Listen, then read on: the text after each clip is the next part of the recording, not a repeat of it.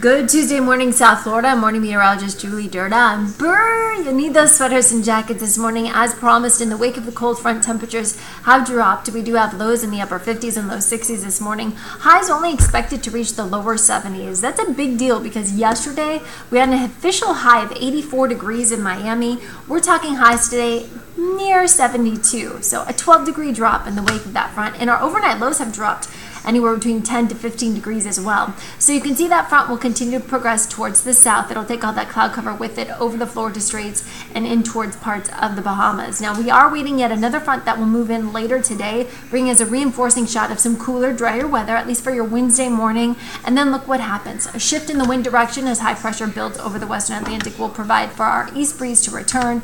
That will warm us up and bring us even a slight chance of a shower by the end of the week. Windy, feeling good, nice and dry. Tons of sunshine expected with highs today only in the low 70s. Now I want to bring your attention to a pretty incredible event that's going to happen tomorrow morning.